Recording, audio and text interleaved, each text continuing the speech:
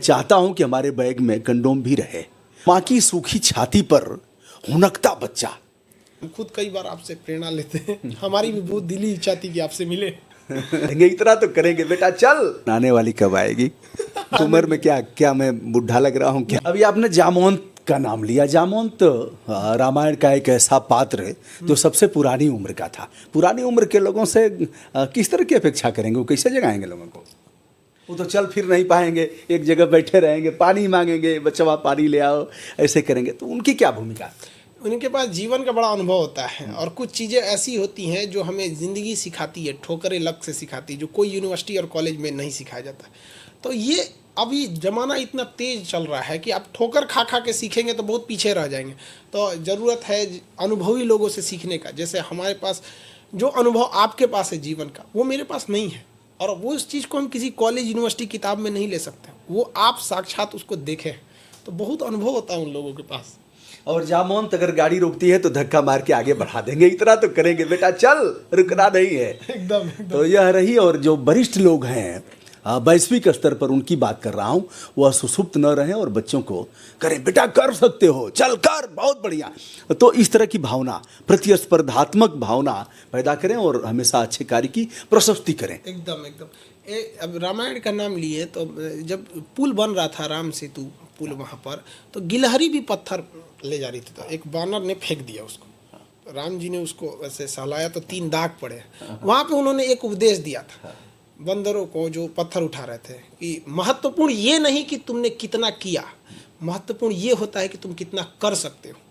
तो हमेशा ये सोचना चाहिए कि हम कितना कर सकते हैं। लड़का क्लास में 4 घंटा पढ़ लेता है ना, कहता बहुत पढ़ लिए। उससे सोचिए कि तुम्हारा जो बाकी 20 घंटा था वो क्या किया। और हर व्यक्ति को कहते हैं कि आपकी सफलता आप तुरंत खुद डिसाइड कर लेते हैं। 24 घंटा का अधिकतम काम हम जिस चीज़ को देते हैं, हम उसी एरिया में सक्सेस होते हैं। अगर कोई 24 घंटा में 10 घंटा सो रहा है तो क्या सक्सेस हो? 24 घंटा में कोई व्यक्ति 10 घंटा दौड़ रहा है, जेन्युइन है कि वो धावक बनेगा, वो टाइपराइटर तो बनने वाला नहीं है। तो हमारी सफलता, हमारा मंजिल, हमारा समय डिसाइड कर देता है। 24 घंटा में हर सबको हम यही कहते हैं, हर विद्यार्थी को कहते हैं कि आपका 24 घंटा में सबसे ज़्यादा समय किधर जा रहा है, और अपनी सफलता जो सोच लीजिए कि आप उसी लाइन में सक्सेस होंगे। सुखद अनुभूति हुई आज। और अंतिम सवाल, अभी आप खाना बनाने की बात कर रहे थे, महिलाएं, और यह हुआ अभी एक वीडियो लेटेस्ट आपका आया है अंतर्राष्ट्रीय महिला दिवस पर। तो महिलाएं तो अग्रिम पंक्ति में है, हर क्षेत्र में है, और कोई क्षेत्र बाकी नहीं। और यह दृढ़ इच्छा शक्ति की धनी है, जिस काम को शुरू करेंगी अंत करके ही दम लेंगी। और बड़े से बड़े लोगों को धूल चटा दिया महिलाओं ने। तो ऐसे में महिला मातृशक्ति के प्रति संपूर्ण सम्मान अर्पित करते हुए भोजन में क्या पसंद करते हैं?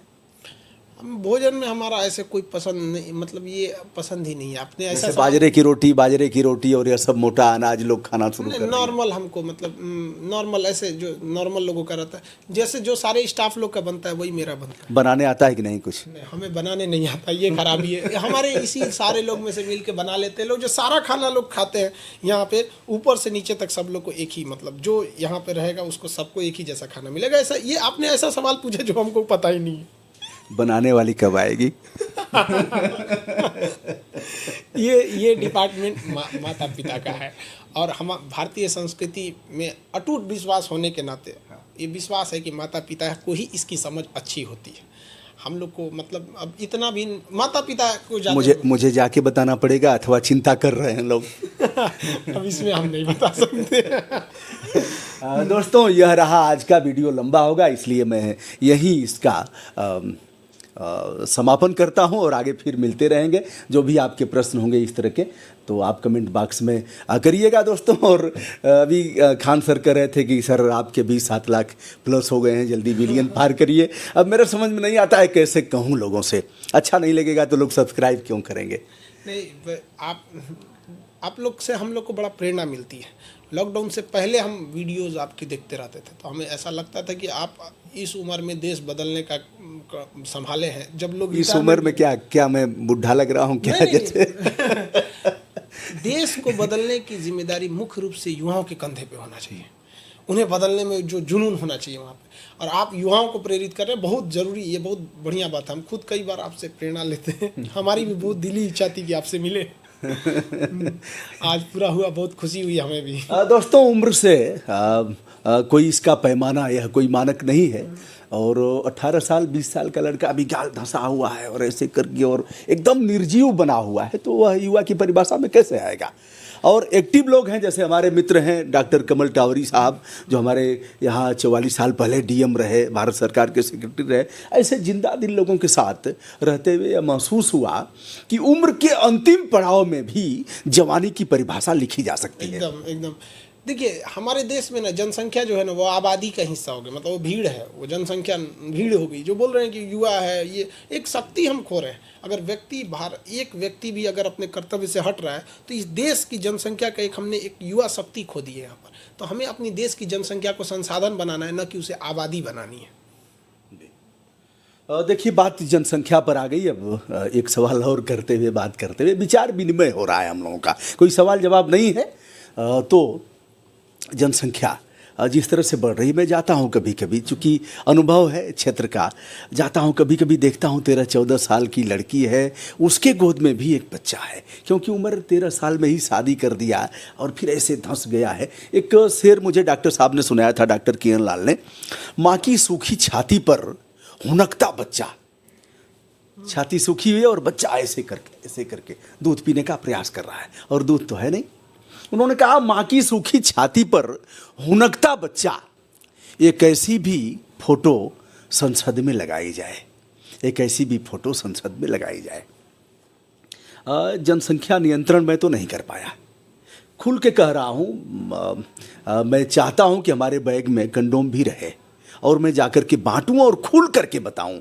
एक बार ब्रदर ऐसे ही पूर्ववर्ती सरकार ने एक किया था कि यौन शिक्षा को लागू किया जाए, फिर बड़ा बवाल मचा था, कुछ लोग बांध करके सड़क पर निकले थे। क्या आपको लगता है कि इस शिक्षा की आवश्यकता अभी अपरिहार्य नहीं है, जरूरी नहीं है? अभी बहुत ज़्यादा जरूरी है। जनसंख्या हमारे देश के लिए बहुत बड़ी समस्या बन चुकी है।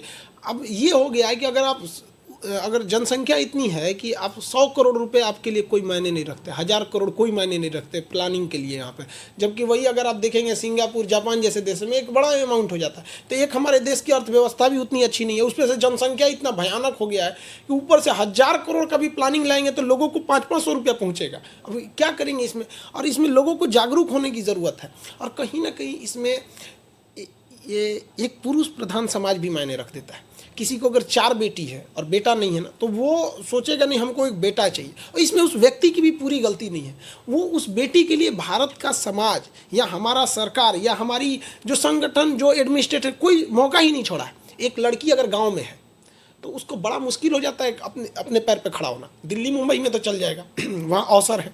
गाँव में क्या करेगी परिवार को चलाने के लिए? तो परिवार का भी मजबूरी बन जाता है कि नहीं, एक लड़का रहेगा तो कम से कम नहीं हो पढ़ा सके, मजदूरियों करके, ठेला खींच के परिवार को तो खींच लेगा वहाँ पे। तो ये भी बहुत है, ये एक समस्या है। दूसरा एक और चीज़ है, शिक्षा, ये बहुत मायने रखता है। अगर कोई व्यक्ति बहुत शिक्षित है ना, तो एक चीज़ ये देखा गया है ज़्यादातर, हाँ अपवाद हर जगह मिलेंगे, बट शिक्षित समाज थोड़ा जनसंख्या को समझता है। और शहरी और ग्रामीण में भी अंतर हो जाता है कि शहर में थोड़ा सा जनसंख्या नियंत्रण में लोगों को है, और गांव में अभी भी थोड़ी सी जनसंख्या के मैटर को बहुत सीरियस नहीं लिया जाता है। 4-5 बच्चे वहाँ कॉमन हो जा रहे हैं। मतलब अभी भी मतलब बहुत से ऐसी मानसिकता के लोग हैं कि जहाँ 4-5 को कॉमन समझा जा रहा है, जबकि होना चाहिए भैया 2-3 बहुत है। तो चलिए हम तय करते हैं कि जनसंख्या नियंत्रण हो अथवा कुपोषण, जातीयता और धर्मांधता हो, अथवा फिर नदियों को बचाने का, पर्यावरण को बचाने का, वृक्षों को बचाने का, पेड़ पौधों को से, चिड़ियों से लेकर के वन्य जीवों को बचाने का जो हमारी ड्यूटी है, ऐसे तमाम विषयों पर जो हमारे नागरिक कर्तव्य हैं, ऐसे मामलों पर हम लोग काम करेंगे। एकदम, आप तो कर भी रहे हैं लगातार। बहुत सबको काम करने की ज़रूरत होती है। इस देश की जिम्मेदारी सबके कंधों पर है। देखिए, ये देश को बदलने की जिम्मा 1947 में देश आज़ाद हो गया। कई प्रधानमंत्री, राष्ट्रपति आए, एक से एक बढ़ के आए योद्धा। इस देश में बहुत ज़्यादा बदल नहीं पाए, क्योंकि एक के कंधे पर आपने भारत जैसे विशाल देश को सोच लिया। हम 140 करोड़ हिंदुस्तानियों के 280 करोड़ हाथ जब एक साथ खड़े होंगे इस भारत को बदलने के लिए, उस दिन भारत की तकदीर पूरी दुनिया देखेगी। इन आसमान के तारों ने देखेंगे उस दिन कि भारत की तकदीर कैसे बदली गई। तो हम सब की जिम्मेदारी है इसमें। तुमको चलना होगा, तुमको चलना होगा। नदियाँ बहे बहेरे धारा, चंदा चले चले, तू ना चलेगा तो चल देंगी राहें। कुछ गीत का शौक है कैसे? कभी तनाव होता है तो कुछ गाते हैं, बजाते हैं कुछ? हम गीत का तो बहुत ज़्यादा शौक नहीं। अब आजकल के गीत का मैं तो मतलब नहीं, पुराने गीत चलिए, वो सार ही नहीं रह गया गीत में कि क्या। जिसमें सार हो, कुछ उस तरह का स्मरण है, कुछ गुनगुनाते हैं, गाते हैं, क्या करते हैं? थोड़ा सा जैसे राष्ट्रीय गीत हो गए, ये सब चीज़ें में ज़्यादा हमको ज़्यादातर चीज शौक रहता है ना। हमारा मतलब दिन हर एक व्यक्ति का एक सपना रहता है, हमारा एक प्लान है। सपना नहीं है, मेरा प्लान है, हमें इस देश को कैसे बदलना है। इस तरह से बदलना है ना कि उस दिन तारे थम जाए, सूरज चांद थम जाए देखने के लिए भारत के विकास को। एक मतलब अद्भुत मतलब पूरी दुनिया देखे ये कैसे हो गया। इस तरह से ये बच्चे ही कर सकते हैं। हमको लगता है कि नहीं, शिक्षा उस शेरनी का दूध है, जो इसे पिया है वो दहाड़ा है। आज भी मतलब हमें लगता है कि यही मेरे लिए सबसे बड़ा यही है कि हम बच्चों को आगे लेके जा सकें। अब भारत के इस युवा जिसके भीतर भारतीयता कूट कूट करके भरी है, सीना ठोक करके बोला है कि हम भारत को बदलना चाहते हैं और इसके लिए हम कृत संकल्पित हैं, दृढ़ इच्छा शक्ति के साथ हम बदलने का हमेशा प्रयास करेंगे और बदल के ही रहेंगे। एकदम आखिरी सांस तक हमारा बस यही कि हमको अगला जन्म नहीं चाहिए, हमको इस जन्म में ही देश बदलना है। और वो भारत जो मतलब जो सोने की चिड़िया थी उसे बदलना है। यहाँ हम नमूनों का कबूतर खाना नहीं देखना चाहते, उसे वो अपनी पुरानी गौरवपूर्ण संस्कृति को वापस देखना चाहते हैं। हमारे ऊपर इतने आक्रमण क्यों हुए? क्योंकि हम सोने की चिड़िया थी। कबाड़ खाने में कहीं डकैती पड़ती है? तो हमें वो गौरव चाहिए। अब कैसे मिलेगा इसके लिए हम व्याकुल रहते हैं। लोग बोलते गाना सुनने, इस सब के लिए समय नहीं रहता है मेरे पास। हमको हर पल ये सोचते कि कौन सा ऐसा क्या करे जो इस देश को बदला जा सके। और चूंकि हम लोग कोई बहुत बड़ा मतलब कोई संवैधानिक पद तो है नहीं जो हम लोग के पास संसाधन रहे। खुद अब परिवार भी देखना है, खुद को भी देखना है, सब कुछ देखना है, लेकिन एक दिन जरूर होगा। ब्रदर, संवैधानिक पद और पावर की बात आई है, एक मैं लोगों को बताना चाहूँगा, ये एक घटना जिस पर मैं लगातार सोचता रह गया। अन्ना हजारे आए थे, गोरखपुर की तरफ से उनका आना हुआ, हम लोग गाजीपुर के बॉर्डर पर लेने गए थे। अगली सीट पर अन्ना हजारे और बीच वाली सीट पर यानी उसके बाद वाली सीट पर सेना का जनरल था, एक सेना का सिपाही जो आगे प्रमोशन नहीं किया, और एक बीके सिंह जो इस समय केंद्रीय मिनिस्टर हैं। सारे माला अन्ना हजारे को डाला गया और पीछे की सीट का जनरल देख रहा है कि एक फौजी जवान के गले में सारे माले डाले गए, सब जिंदाबाद उसका कर रहे हैं। टुकुर टुकुर वह व्यक्ति देखता रह गया, एक माला भी नहीं पड़ा।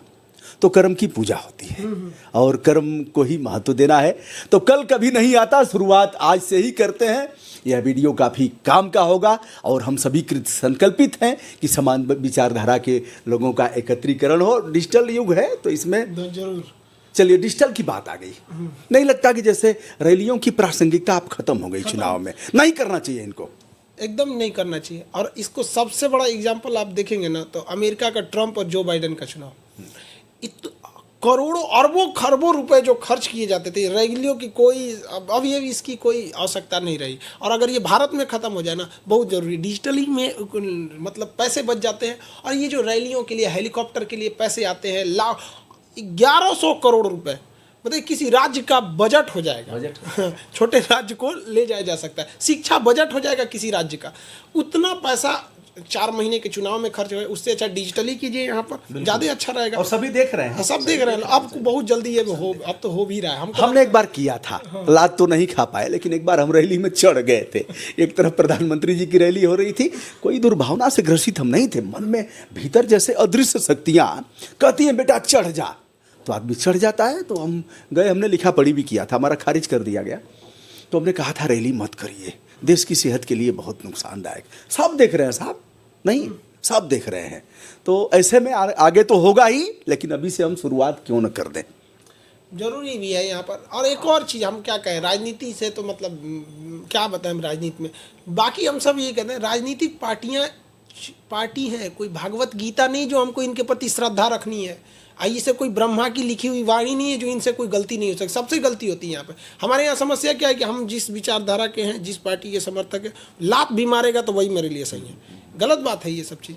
अगर किसी किराने के दुकानदार को पता चल जाए कि आप उसके यहाँ से सामान खरीदेंगे तो सड़ा हुआ तेज पत्ता देगा आपको, सुपरमार्केट होना चाहिए। हाँ और हाँ, के बदल देख बदल के करके। वहाँ पे लोगों को भी ये रहना चाहिए, उसको ये ना एहसास हो। आप भले देना है उसको दीजिए, आप हम नहीं कह रहे, बट उसे एहसास मत होने दीजिए कि वहाँ पे आप जाति बोलिएगा तो चुनाव में बताया जा सकता है कि किसको वोट देगा, हाँ सब जान जाएंगे, सब जान जाएंगे। अब बताइए ये तब अब बात करेंगे चुनाव के बाद विकास की, तो ये भी तो गलत है। अच्छा, उन लोगों ने इसको जान लिया है कि यह 1000 गाली दे के भी हम ही को वोट देगा क्योंकि हमारा है, यह जाएगा वो कहाँ। आप सिक्के का ये एक पहलू है, और वो ये भी जानता है कि समाज का यह व्यक्ति है, इसको हम सर काट देंगे तो भी ये हमको वोट नहीं देगा। ये भी गलत मानसिकता है, ये भी बहुत गलत है। दोनों को बदलना पड़ेगा, बहुत गलत, बहुत गलत। बिल्कुल सही कहा, बिल्कुल सही कहा। यह दोनों पक्ष हैं जिसका संज्ञान और टोका टाकी एक मंत्र है कि टोकते रहना है, हस्तक्षेप करते रहना है, सुधार तो एक दिन होगा ही। जरूर। तो आज के दिन इतना ही। मैं हूं ब्रजभूषण दुबे और YouTube channel Brajbhushan Markande BVM world से आज मैं कह रहा हूं कि सब्सक्राइब कर लीजिएगा। अब 1 मिलियन हम भी पार कर जाएं, और खान सर को हमारी संपूर्ण मंगल कामना, ढेर सारा साधुवाद। धन्यवाद आप